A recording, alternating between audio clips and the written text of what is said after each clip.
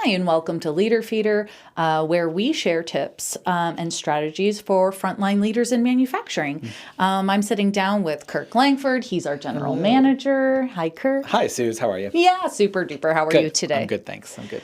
Yeah, we're always good, eh? Which is nice. Yeah, we're just always bumping along. Always chilling. Today on Leader Feeder, we have 4 tips for leaders who have maybe shifted from that peer into leader. Yeah, because that's as right. we know, anyone who was hired within, which is great, which is fantastic. We love to see the hire from within, but Yeah. we also know that there are some big challenges from going Yeah, from for sure. buddies, right? Being Yeah. like friends with everybody to all of a sudden having to lead Having them. to be their boss, yeah. Right. I love your disclaimer, by the way, which is great. That's good. That's all right. Super duper, yeah, like hire from within. Yeah. We love that for you. And we see that, pardon me, with a lot of our clients. Like I would say, probably 80%, maybe even 90% of the clients we work with when we're dealing with frontline leaders, it's people that have been hired from within or promoted from within, pardon me. Right, Yeah. absolutely. Yeah. And So it's like common. you guys always say, like they're hired because of their technical skills. They're great at, doing their jobs Running the technically and machines, running the machines and components, things yeah. like that. Yeah. And then of course, because of their good attitudes and great job, they get promoted. But operators. now they're left with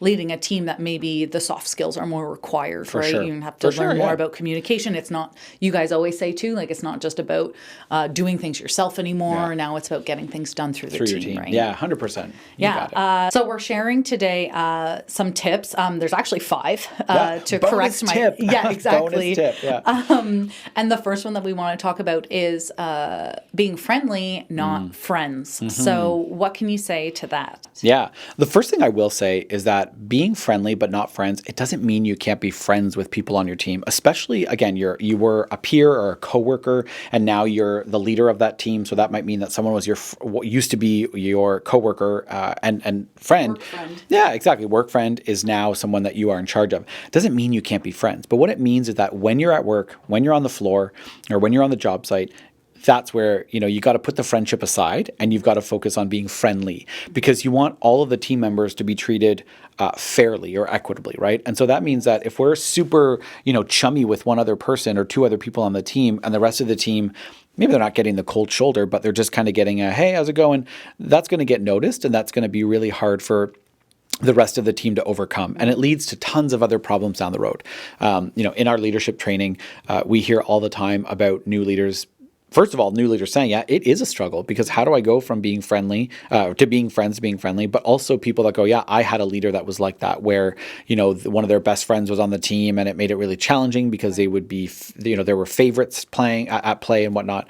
So I think you want to put the friendship aside to some degree, but remain friendly. And the way we remain friendly is basically you treat them like you would treat anyone else on the team. So how you figure that out, because you could think, well, how do I know what I should say or shouldn't say? Think, okay, well, what about the people that I'm less familiar with, that I'm not friends with? What do I say to them? What do I not say to them? Well, apply those same rules to the person that you are friends with. So if you wouldn't talk about your wife and kids with anybody else on your team, maybe that's just something that you don't feel is territory you would go into, then you shouldn't be talking about it with that person that is your friend outside of work at work, right? Maybe it means that at work we don't talk about our families or we don't talk about our hobbies unless I was going to do it with the rest of my team. Yeah. And that right? might start with setting some boundaries with that friend and probably a conversation, Yeah, right? that's a great It's point.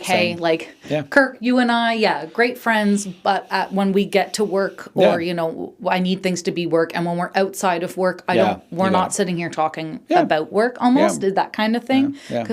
Because, like setting those boundaries, I imagine is what. And you're right. A conversation when you first get promoted, for example, it can be a tough conversation. Yeah. But I think it can be casual enough to say, hey, now that I'm like the boss on the team or now that I'm the supervisor, I just don't want you to take it personally, but I just want to make sure everybody feels treated equally. So, I'm not going to talk much about, us hanging out on the weekend because I wasn't hanging out with anybody else. So we'll just keep that for after hours, and this will be, during work hours, we just keep it to work-related stuff. Yeah, super. Yeah. So our second tip, Kirk, why don't you lead us into our second tip? Keeping people in the loop. Yeah. Yes, important. So that refers to keeping everybody on your team in the loop, because what can happen is if you are a peer and then you move into a leader, you're friends with some of those people maybe, or at least closer to certain people than others, you're more likely by default to kind of keep those people in the loop, tell them things, keep them apprised of certain situations more than you might just everybody else on the team. And that's okay to some degree when you're a peer. But once you're a leader, it's not so much about telling the people that you're closest with the information. It's about telling the people who need to know that information when they need to know it. And it can be pretty frustrating to be that person on the team that needed to know information, but because the leader wasn't as close to you as they were to somebody else, they told the other person, and now you're finding it out through them. And you're kind of going, either I should have known before someone else, or we all should have known kind of at the same time. And so, and then there's an added level of frustration that's like, I'm not even finding out through the leader, I'm finding out through someone else on the team. Yeah. So keeping people in the loop is about thinking about who needs to know what information, and sharing that information sort of readily. And I think also one tip I would have for leaders is, I think an older model of leadership, like a more maybe autocratic model of leadership that we used to see more so like, in the 50s and before that, I think we've changed a lot, but there are still workplaces where you see that more autocratic leadership style. They tend to withhold information. It's a bit of I'm the leader. That means I know information. You don't get to know information. I would encourage leaders, if there's leaders listening to this episode or this podcast right now, to be on the other side and actually give away a fair bit of information, even if there's certain things that they may sometimes go, I'm not sure if this is quite relevant yet, but I'm just going to share it with you and let you know. It's coming down the pipe. Yeah, rather than withhold it and then kind of get to hang that over your head. Because kind of your authority as the leader, again, it used to be that feeling of like, well, I have more information than you, I have more power than you, I have more decision-making ability, and that's what made you a leader. And I think we've really shifted to more like, I support you, I remove barriers for you, I tell you what I know. So really, as my job as a leader is to, as Greg Schinkel always says, like relentlessly remove ambiguity is one thing. So you should be relentlessly removing ambiguity and removing barriers for your team so they can get their work done. Yeah. So keeping everybody in the loop, again, is about not making sure that not just the person you used to be friends with on the team or are currently friends with knows more than anybody else, but keeping everybody sort of equally in the loop. Yeah, absolutely. And our third tip, actually we roll right into our third tip because it talks about avoid favoritism. Yeah, for sure. It's our third tip. Yeah. And I mean, I think that just kind of goes hand in hand with keeping people in the loop, because if you are, or being friends and not friendly, right? We're kind of going down this path of, if you're friends, then if you were friends with someone before you became everyone's leader, other people on your team who maybe aren't your friends will be like, oh, well, Johnny always gets that task because they're friends. Yeah, that's right. 100%. Yeah, absolutely. And that's what we tend to hear about in our leadership training, right? Is we hear when we say, what examples of favoritism have you dealt with or have you experienced in the past? It's often things like the tasks that a person on the shift gets assigned. Mm-hmm. It might be the shift that they're scheduled to work or not work. Mm-hmm. So, there's always going to be a little bit of flexibility that is at the leader's discretion. So what do they get to decide what this person does or doesn't do? Right. Who gets to go to do that thing or not that thing? Who gets cross-trained first? Yeah, who gets cross-trained, and it's really easy to go to somebody that, and I should mention, by the way, like often, when you are playing favorites, I don't think it's often this knowing sort of, I want to play favorites. I want other people on the team to feel left out. But it's like, I go and I trust Suze. I know she's a hard worker. Yeah. I know she gets stuff done. It's not that I don't like Wendy, but I just don't know her as well. It might be an unconscious kind of decision almost, exactly. Right? Where I know where this is going to get done. Yeah. And I don't realize that comes off as favoritism. In my head, it came off as, well, I know Suzanne's the right person for the job. But because I haven't asked myself, could Wendy be the right person for the job, I automatically defaulted to you. Right. As a result, now Wendy doesn't even get the chance. And I don't even get to know whether I actually have two people on my team that could do a certain task, and that could actually save me down the road if you call in sick, if you get promoted, or if you're just not feeling like doing something a certain day or something comes up. Now I know I can rely on Wendy. So favoritism can really be nasty for a lot of reasons, but certainly it creates this feeling on the team that, Suze gets all the preferable shifts, or she does all the preferable tasks, and we get stuck with the leftovers. And that's not something you want to deal with. Yeah, and I mean, like, that could also fall into the line of maybe they're not even friends. I know I kind of took us down this friendship path, but you can also sometimes be picking favorites or whatever just based on, like you said, skill level, right? So you don't even have to be friends with that person. It's just, interesting. Just avoid favoritism in general. Yeah. Just be aware. Yeah, and it brings up a good point, which is, like you mentioned, it might not be because you're friends with someone, but there's the idea of like perception of favoritism. So someone might see our relationship and like, oh, he gives her these tasks, he gives her these different shifts. They get to do a fun podcast together. Right, they get to do a podcast together. Yeah, exactly. And instead of them seeing it from my perspective, which is, oh, I give those tasks to Suzanne because I know she's very competent. I know she'll get it done. I can rely on her. It comes off as, oh, well, you like her better.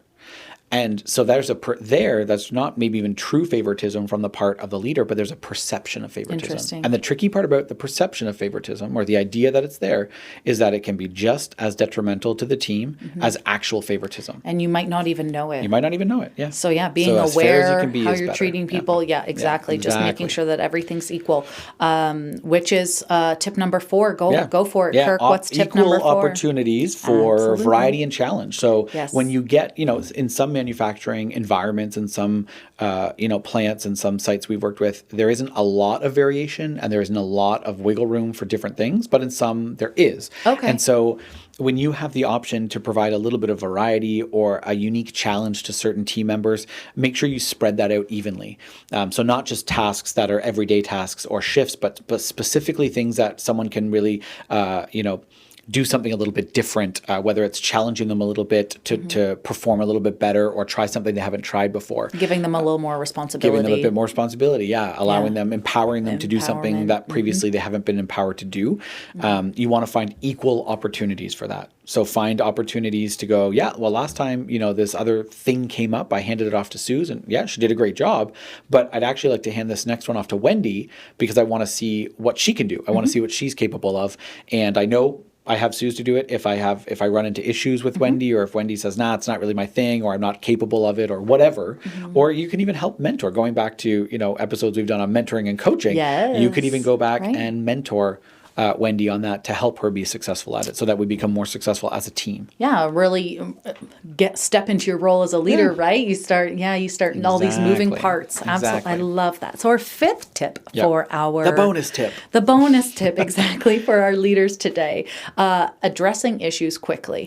So yes, if you're moving from peer to leader, first thing I guess, well, maybe not first thing, everybody, but one of the things, of course, you want to be aware of is nipping. You might run into issues. Nipping those issues in the bud, right? Yeah, that's right. Yeah. So, as this happens, as you're trying to be a leader that was previously a peer, you're trying to be friendly but not be friends. You're trying to avoid favoritism. You're trying to keep people in the loop. When you put it that way. There's a lot, right? and you're also just trying to do your job, right? Which is a lot. And so you're going to make some mistakes. You're going to fall a few times. And that can, and actually I should mention, even if you're doing things really well, there will sometimes still be issues because maybe you're coming into a team that had some existing issues anyway, that you're sort of inheriting as the leader. So when issues come up, it is much better to address them promptly. It is much easier to deal with a small issue than it is a big issue. And even though that can be daunting or kind of scary, I know, especially when I was younger, I would come across kind of confrontation or issues, and my biggest hope is that they would just go away on their own. And the reality is that they generally don't. They don't go away. Almost. They fester. They might disappear from the surface, but it's usually because they've gone down, and those two people that maybe had some sort of issue or some sort of beef, it's not that they've become best friends. It's not even that they've become, not that they've even gotten over it. It's more just like you said, it's festering under the surface, and probably when it rears its ugly head again, it's going to be even worse. So you're better off bringing it out into the open in a respectful way, in a constructive way, and being like, hey, I get that there's some issues we got to deal with here. Let's talk about that. I'd like to hear what's going on. As a true leader would. Yeah, exactly. So, if someone does come up and say, well, I kind of feel like you're playing favorites, instead of discounting that or dismissing it. Oh, no, not at all. I treat everyone fairly. I know it might seem like I'm closer with Dan, but hey, no, everything's fine. Actually saying, hey, well, I appreciate you bringing that forward. Can you give me some examples of where you've felt like that I've been playing favorites so I can understand kind of from your point of view where you're seeing that, right? So I think addressing issues quickly when they do pop up, and hopefully they don't pop up a lot, but we're humans, we're complex creatures, issues do arise, doing it quickly. I think what we tend to see is as the time continues, the tension escalates. And so the longer you take to deal with it, the harder it's going to be to deal with it. Awesome. So those are our 5 great tips for people moving from a peer to a frontline leader. Yeah, absolutely. And if this piqued your interest, if you're listening to this and you're like, oh, this was really helpful.